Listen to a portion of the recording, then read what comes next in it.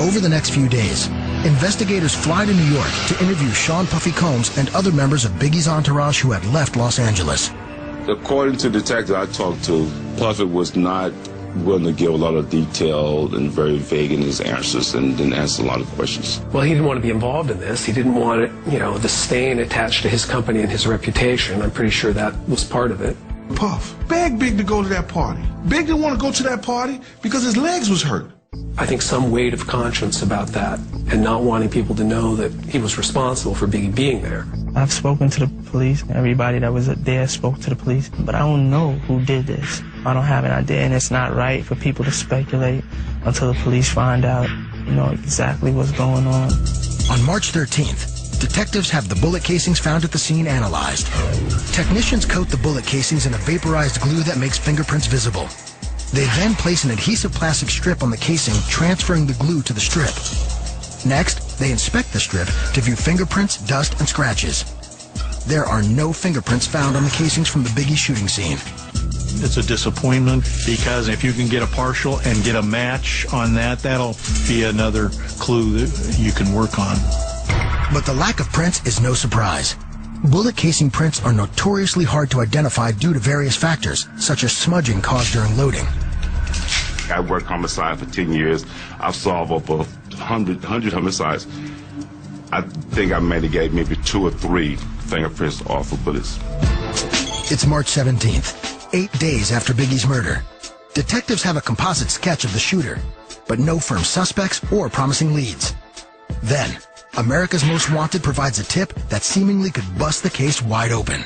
A Texas woman came forward and contacted America's Most Wanted and said she had videotape that she took that night.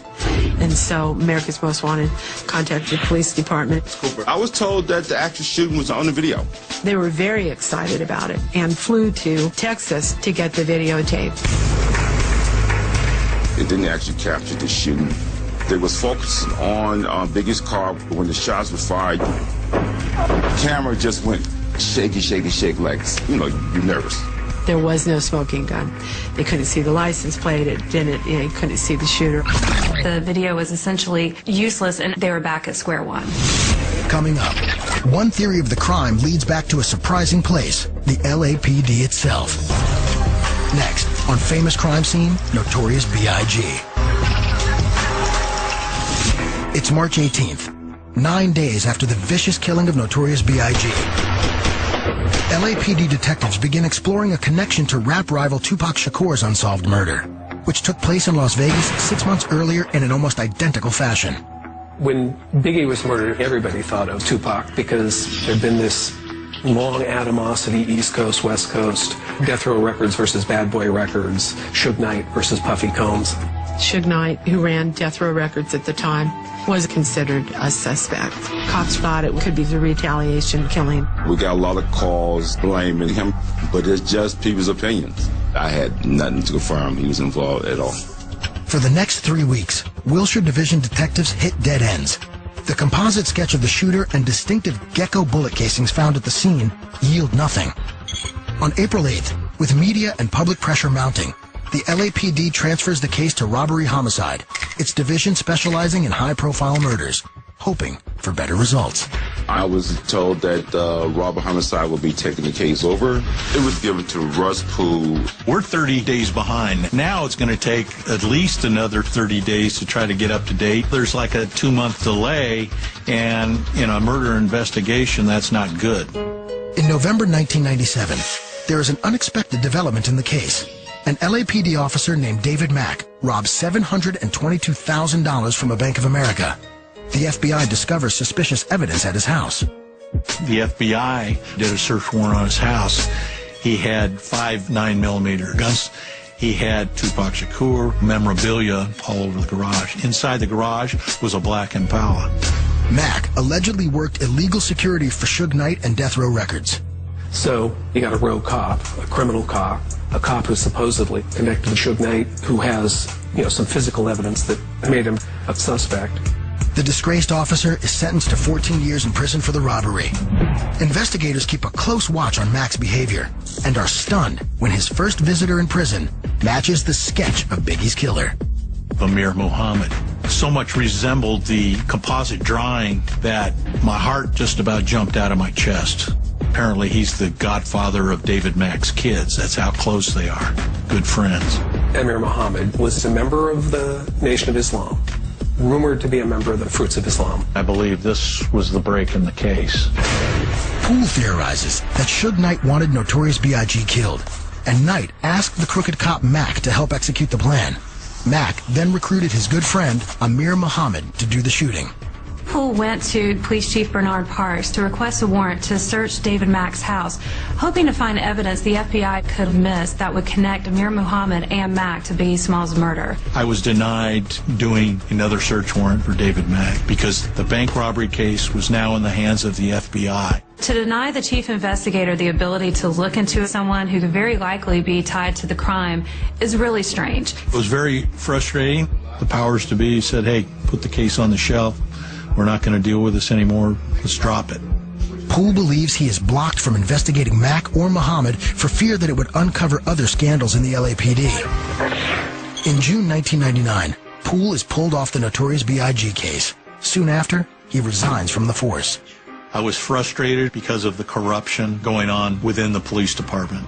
Poole then exposes his theory to the press. Many of Biggie's fans found it completely outrageous that he wouldn't be allowed to conduct this investigation properly. This really stood out as an egregious case of someone trying to hide something. Soon, public pressure pushes the department to expand its investigation. LA police confirmed they're looking into the possibility that ex-LAPD officer David Mack, who's serving a 14-year sentence for bank robbery, may have arranged Wallace's murder for jailed West Coast music mogul Suge Knight. Suge Knight, David Mack, and Amir Muhammad all released statements saying they had nothing to do with the murder. Mack, through his attorney, takes it one step further, denying any connection to Suge Knight. There are allegations that he worked for Suge Knight or Death Row Records. It's not true. He's never worked for them. There are allegations that he partied with Suge Knight. It's not true. He never partied with him. He had no association with Suge Knight. The LAPD probe finds nothing to connect Muhammad, Mack, or Knight to the shooting. From the beginning, this case has been botched. That it was assigned to the local Wilshire division as opposed to robbery homicide. That leads weren't properly investigated. That warrants were denied. It seems nearly impossible that the murder of Biggie Smalls will be solved. April 2002, 5 years after the murder of Notorious B.I.G.